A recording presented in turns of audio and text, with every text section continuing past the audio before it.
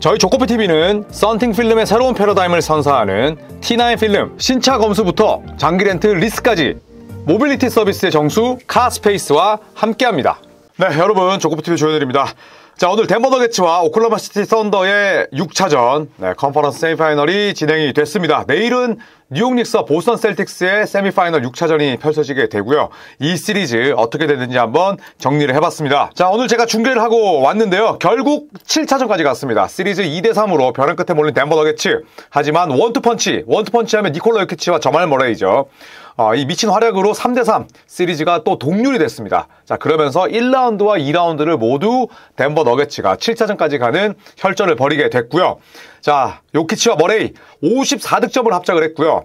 지난 경기, 즉 5차전에서 8득점에 그친 크리스찬 브라운이 더블더블로 펄펄 날았습니다. 자, 니콜라 요키치는 29득점, 14리바운드, 8어시스트, 2스틸, 1블락샷, 필드골 64.3%, 그리고 4차전까지 문제가 됐던 턴오버. 야, 니콜라 요키치가 지난 두 경기에서 완벽을 보여줬습니다. 자, 저말 머레이 오늘 경기 앞두고 굉장히 몸 상태가 좋지 못했어요. 일리스, 고열 증상이 있으면서 오늘 경기 출전 여부가 불투명했었는데 창백한 얼굴로 킬러의 면모를 보여줬습니다. 25득점에 리바운드도 무려 8개나 걷어냈고요. 어시스트 7개, 블락샷 1개, 필드골 47.4%를 기록을 했습니다. 자, 크리스찬 브라운 오늘 경기의 수훈갑이었죠. 39분 뛰면서 더블더블, 11개 리바운드, 공리도 여러 개 따냈고요. 그리고 무려 스틸 3개, 블락 하나, 필드골 57.1%, 주전 5명 가운데 3명이 20득점 이상 해내면서 승리를 지켜냈습니다. 자, 반면 OKC는 반칙으로 자멸했습니다. 전반에만 셰이 길저스 알렉산더가 반칙 4개를 정립했습니다. 일찌감치 파울 트러블에 빠질 수밖에 없었고요. 길저스 알렉산더가 나가기 전후로 덴버 너게츠가 전반을 12대0 스코어링 런으로 마무리할 뻔했습니다만 다행히 루돌트의 석점이 터지긴 했습니다만 어쨌든 길저스 알렉산더의 파울 트러블이 커다란 변수였죠. 자, 오늘 경기 OKC는 총 28개의 팀 파울을 저질렀습니다. 굉장히 많았죠. 그러면서 자유투 32개를 헌납했고요. OKC의 자유투 시도 개수는 16개였어요. 정확하게 덴버가 2배가 더 많았습니다. 왜 자유투를 던질까요? 파울이 나오기 때문이죠. 그런데 반칙 개수가 28대 16이었으니까 이 차이가 너무 컸습니다.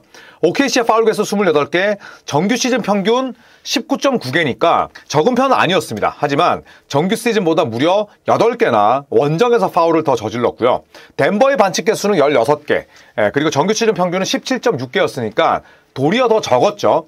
반칙 관리를 덴버 너게츠가 훨씬 더 잘했습니다. 덴버 너게츠의 자유투 32개 중에 27개가 들어갔고요. 오늘 OKC는 자유투 성공률마저 좋지 못했습니다. 16개 중에 10개. 62.5%. 양 팀의 자유투 시도 개수 차이가 2배, 그리고 자유투 성공률 차이가 거의 20%에 가까웠던 썬더가 여러모로 이기기가 어려웠던 경기였습니다. 자, 이번 시즌 한정으로 현재까지는 1번 시드가 압도적이진 않습니다. 그쵸? 동부의 1번 시드 클리블랜드 캐벌리어스는 64승짜리 팀이었고 서부의 1번 시드 OKC 썬더는 68승짜리 팀이었습니다. 일반적인 60승이 아니라 60승을 아주 여유있게 넘은 두 팀인데요. 1라운드에서 각각 시리즈 스윕으로 일찌감치 2라운드에 진출했습니다만 2라운드에서 클리블랜드는 4번 시드인 인디애나 페이서스에게 1대4로 덜미를 잡혔습니다. 단 5경기 만에 시즌 마감이었어요. 지난해 플레이오프에서도 클리블랜드는 2라운드에서 5경기 만에 짐을 쌌는데 올 시즌은 다르다. 왜냐? 1번 시드였고 64승을 달성했고 감독도 바뀌었다. 그런데 결국 5경기 만에 시즌을 종료하게 됐고요. OKC는 1라운드를 7차전까지 치르고 온 덴버를 맞아서 7차전 혈투를 벌이고 있습니다. 1라운드는 4대0 스윕이지만 2라운드를 7차전까지 갔다면 거기에 압도라는 단어를 쓸 수는 없겠죠. 자, 무엇보다도 제이덥이 부진합니다. 큰일 났어요. 네, 2라운드 평균 6경기 16.5득점, 5.5리바운드, 5.8어시스트, 1블락, 1.5스틸. 오케이.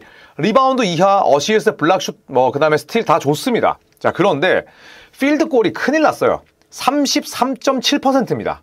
야, 이거 말이 안 되는 수치잖아요. 3개 던져서 하나 넣는다는 얘기인데 3차전에서 올렸던 32득점을 제외하면 모두 다 18득점 이하입니다. 이런 선수에게 이 옵션 안 되죠. 지난해의 컨퍼런스 세미파이널에서도 제이덥은 굉장히 부진했습니다. 2년 연속 2라운드에서 이렇게 삽을 푸는 이 옵션이 있다? 자, 이렇다면 썬더가 물론 7차전을 이긴다면은 그래도 그 상처가 덜하겠지만 썬더 구단 수뇌부가 생각을 달리할 수도 있는 거죠. 셰이 길저스 알렉산더 옆에 이 옵션으로 제이덥은 무리야. 정규 시즌은 오케이. 그런데 플레이오프는 안 되겠다. 이제 뭐 빅네임을 영입하는 거죠. 자산은 많으니까. 픽도 많아, 넘길 수 있는 그런 뭐 즉시 전력감 선수도 많기 때문에 생각이 조금씩 바뀔 수도 있다는 거. 지금 제이덥은 2시즌 연속 플레이오프를 말아먹고 있습니다. 자, 오늘 경기 뭐 벤치 싸움도 중요합니다. 치열한 벤치 싸움 승자.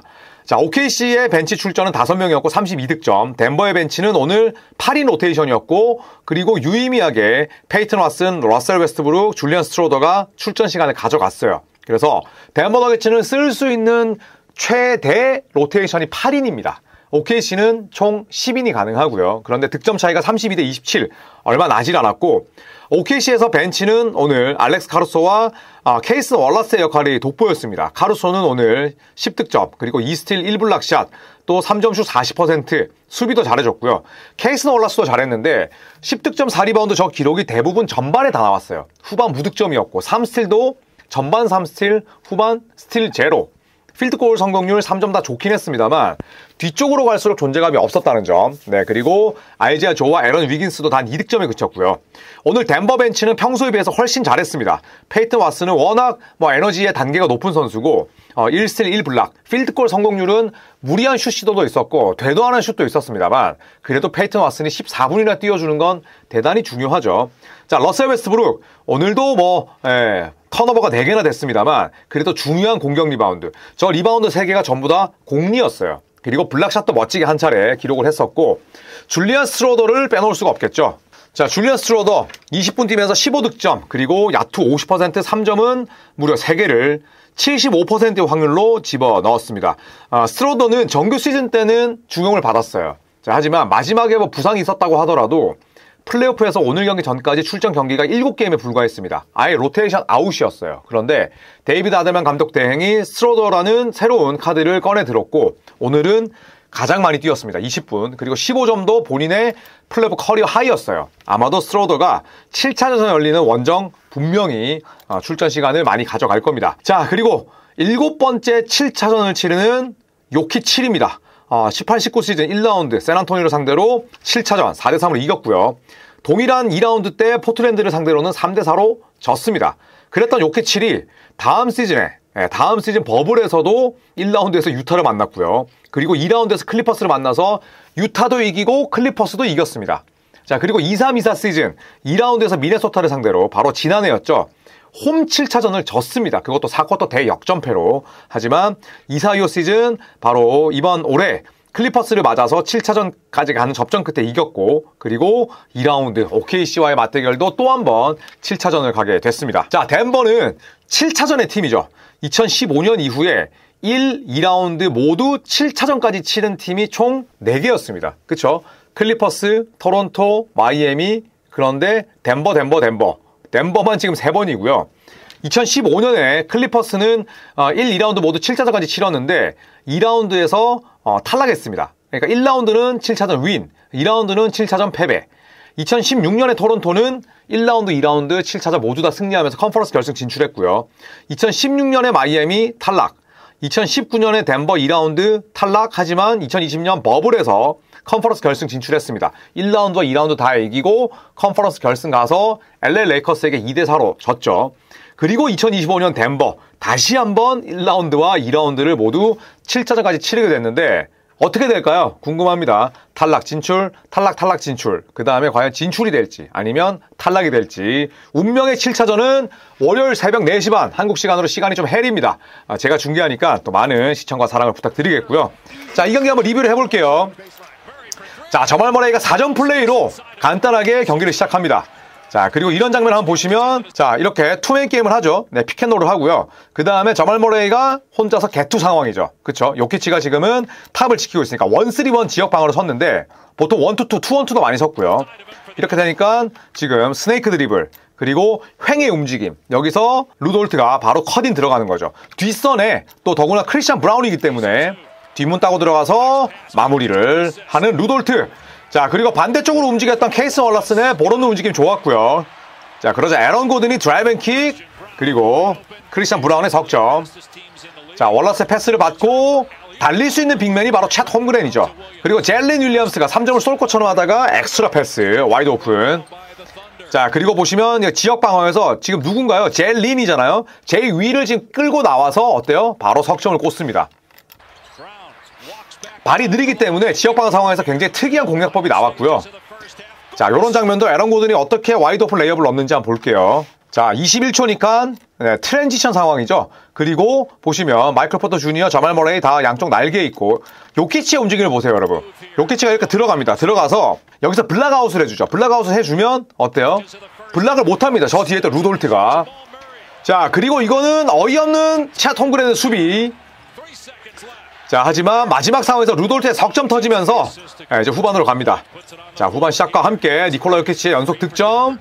이번에는 길저스 알렉산더. 자, 여기서 엔드원인데 한번 볼게요. 자, 왼쪽으로 가니까 어떻습니까? 저말 머레이가 지금은 스턴트 동작을 했다가 또 태깅도 하죠. 도움 수비입니다. 루돌트를 버리는 게 아니라 도움 수비. 아예 더블팀은 아니니까. 그러자 어떻게 합니까? 길저스 알렉산더가 스피드 무브로서 방향을 바꾸죠. 그러다 보니까 요키치가 이쪽으로 갔다가 왼쪽으로 갔다가 황급하게 오른쪽으로 오지만 그걸 인지하고 길저스 알렉산더의 페이드웨이 그리고 엔드원이고요. 자, 루돌트가 수비수 뒤에 두고 페이드웨이. 자, 요키치가 잡자마자 오른쪽으로 돌면서 훅샷. 그리고 짧은 돌파 이후에 드라이브 앤 킥, 그리고 추가 패스, 스파더 공격이고요. 자, 이번에는 로우 픽업 이후에 킥아웃. 자, 제일런 윌리엄스가 오늘 이런 패스는 좋았는데 득점이 너무 부족했고요. 자, 여기서 길저스 알렉산더가 리닌, 약간은 몸을 기대면서 던지는 샷. 자, 하지만 스트로더가 게임 체인저로 나섭니다. 자, 여러분 이거 한번 볼까요? 자, 원래 위치를 제가 좀 설명드릴게요. 원래 웨스트브룩은 쇼코너에 있었어요. 쇼코너. 이쪽에 있었습니다. 대각선 쪽 덩크 스팟에 있는 게 맞는 거죠. 근데 덩크 스팟에서 웨스트브룩이 이렇게 스윙해서 나가버리죠. 그러면 줄리안 스트로더가 롱코너를 공략할 수도 있고 쇼코너를 공략할 수도 있고 베이스라인으로 돌파할 수도 있어요. 그쵸? 그런데 여기서 뒷문 따고 들어갑니다. 자, 길저스 알렉산더 전혀 몰라요. 전혀 모르고 있습니다. 그러자 스트로더가 힘차게 컷인을 합니다. 그리고 이거를 확인하면서 엘리웁으로 마무리하죠. 웨스트브룩의 첫 번째 움직임이 좋았고 그 다음에 스트로더도 잘 움직였다. 이렇게 볼 수가 있겠고요. 자, 길저스 알렉산더가 이번에는 베이스라인에서 쇼코너 점퍼. 자, 그리고 하태유산이 뒤로 쳐지니까 석점이고요. 이번에도 정면에서 수비수 다 끌어당겨 놓고 2점. 아, 이것도 참 제가 중계하면서 이 패스를 보고 감탄했었는데, 자, 여기서 공 잡습니다. 그쵸? 공을 잡아요. 그 다음에 길저스 알렉산더 도움 수비 준비, 아이지아 조 도움 수비 준비, 그리고 제가 늘 말씀드리지만 공을 가진 선수와 대각선 쪽 쇼코너나 덩커 스팟에 있어야 된다 말씀을 드렸는데, 대각선 쪽에 있기 때문에 여기서 컷인을 가져가기 쉽지 않아요. 림으로 도달하는 거리가 짧으니까. 롱코너에 있으면 컷인이 가능하죠. 45도 가능하죠. 슬랏 가능하죠. 어느 정도의 이륙 거리가 있어야지 컷인이 가능한데 쇼코너 쪽에서는 거리가 짧기 때문에 컷인이라는 개념이 거의 존재하지 않습니다. 그런데 여기서 요키치 보세요. 바로 이렇게 패스를 줍니다. 야, 참 코트 비전이 엄청나게 넓죠. 자, 뒷문 따고 들어간 차 홈그랜. 그리고 이번에도 드라이브 킥인데 왜 스트로더를 버려두는 거야? 도대체 왜? 자, 그리고 아이지아 조의 유일한 오늘 필드골. 자, 홈그랜 왼쪽 돌파 이후에 범핑하고 왼손으로 마무리 엔드원이고요. 끝까지 달라붙는 썬더. 하지만 웨스트브룩 경기 조율보다는 직접 득점을 하면서 결국 이 경기는 119대 107로 덴버 너게츠의 승리로 마무리가 됩니다. 자, 이제 7차전을 가는데요. 이 시리즈 들어서 처음으로 이틀 휴식이 주어집니다. 이건 덴버에게 유리하겠죠. 덴버가 물론 콜로라도 주에서 OKC까지 가는 건 똑같은 비행 거리긴 하지만 덴버 입장에서는 이틀을 쉰다는 게 하루를 쉬고 원정을 치르는 것보다 훨씬 더 큰 휴식이 될 수밖에 없습니다. 자, 반면 썬더는 7차전을 치러본 경험 자체가 많지 않습니다. 그 부분이 변수이긴 하지만 또 워낙 홈에서 좋은 성과를 냈었고, 그리고 에런 고든이 햄스트링이 좋지 않은 덴버와는 다르게 썬더는 현재 부상자가 없습니다. 상대적으로 더 건강하다는 점. 자, 이런 변수가 있으니까요. 월요일 새벽 4시 반 시간대가 조금 해리긴 하지만 많은 시청을 부탁드리겠고요. 저는 그 경기 중계하고 와서 빠르게 또 리뷰를 할 수 있도록 하겠습니다. 자, 이제 컨퍼런스 결승으로 가는 팀들이 속속 생겨나고 있습니다. 현재 뉴욕과 보스턴이 남아있고요. 그리고 바로 이 대진 썬더와 덴버 너게츠의 서부 컨퍼런스 세미파이널 7차전도 많은 사랑을 부탁드립니다. 여러분 감사합니다. 이따가 라방에서 뵐게요. 10시입니다.